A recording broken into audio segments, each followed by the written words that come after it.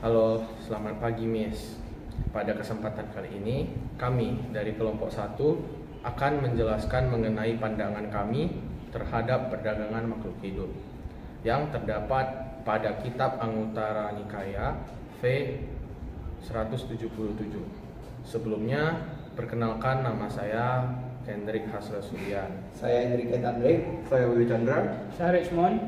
Kami berasal dari kelas 11 IPA di Kitab Anguttara Nikaya 5.177 berbunyi, para biku, seorang umat awam seharusnya tidak terlibat dalam kelima jenis perdagangan ini. Apakah kelima ini? Berdagang senjata, berdagang makhluk-makhluk hidup, berdagang daging, berdagang minuman mabukan, dan berdagang racun. Seorang umat awam seharusnya tidak terlibat dalam kelima jenis perdagangan ini. Kitab Anguttara Nikaya 5.177 tersebut menjelaskan bahwa seorang umat awam seharusnya tidak terlibat dalam perdagangan makhluk-makhluk hidup. Mengapa demikian?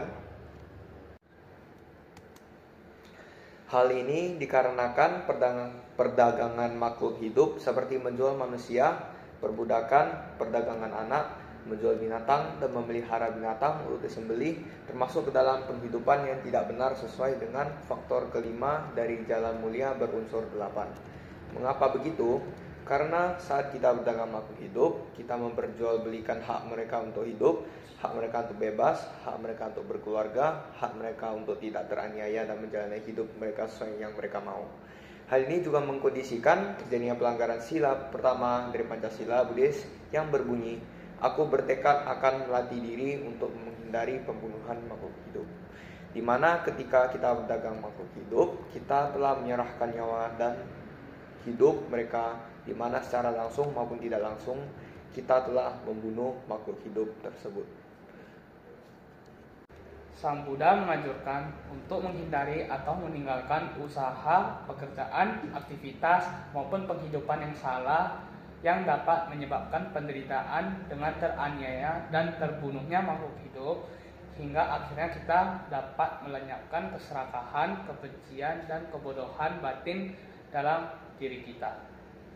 Oleh karena itu, kita sebagai umat awam harus terus melatih diri kita dalam menghindari hal-hal yang tidak benar. Karena jika kita terus melakukan perbuatan dalam kehidupan yang tidak benar, maka kita pasti akan menderita dan menerima ganjaran karma dari perbuatan berdagang makhluk hidup tersebut. Hal ini sebagaimana tercantum dalam Khuddaka Nikaya Jataka Wedaba Jataka yang berbunyi, orang yang menginginkan hasil yang dituju dengan cara yang salah niscaya akan menderita.